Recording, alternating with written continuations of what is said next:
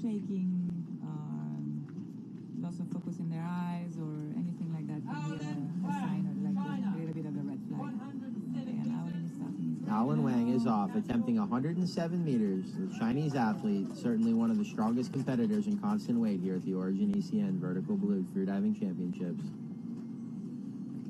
And so, yeah, all those signs and signals that you talked about, you know, just super important as a safety diver to be able to notice those and be able to step in early and be able to support the athlete and make sure that they don't have any mitigating problems at the surface. So really, what is your main focus as a safety diver? Like, what are you trying to prevent? Of course, we want to get the person back to the surface as fast as possible. If it's an underwater blackout, we need to make sure that the airways are completely closed. So we block the mouth and nose when we support them back to the surface to make sure no water is entering the airways. And then on the surface, we try to stay calm and in control and just apply the blow tap talk first for about 20 seconds. And if that's not enough, we give 1 or 2 rescue breaths. This is usually enough to open the airways, and if it still doesn't work, then we go for evacuation on the platform and a little bit more advanced.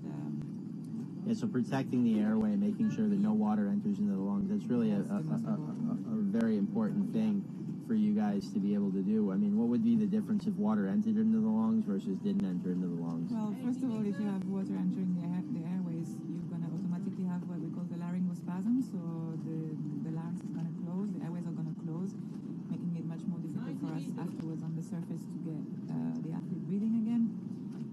And of course, if you have water entering the lungs, then it's you have risk of secondary drowning, all these kind of things. So really a big difference between water entering into the lungs and then water not entering into the lungs.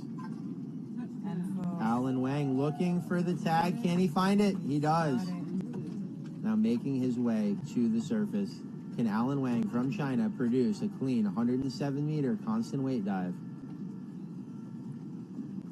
And so talk a little bit about laryngeospasm, because I'm sure that's something that a lot of the viewers probably don't have much understanding of, or maybe need a little bit clearer understanding of. It's definitely something that... Well, it's kind of a self-protection mechanism in the body where your muscles are going to contract, closing your airways. It's basically to ensure no water is going to enter your lungs. And then it depends how strong it is. Sometimes just 1 rescue breath will be enough to open the airways again. Sometimes it can take a little bit more than that. But for us, safety, the dive eye is really, really amazing tool because you can see everything. So we usually have like an extra safety diver on the platform following the dive on dive eye.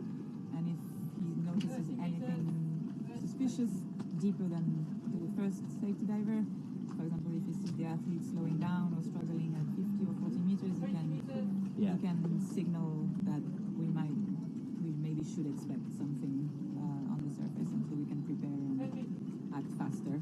Yep, and you can see 2 of our fantastic safety divers escorting Alan Wang to the surface.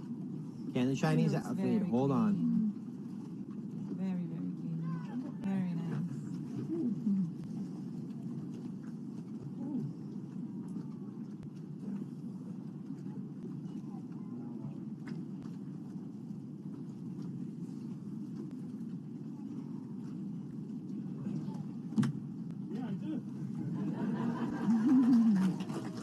Alan Wang from China, 107 meters, a new national record for the Chinese. Fantastic performance by Alan.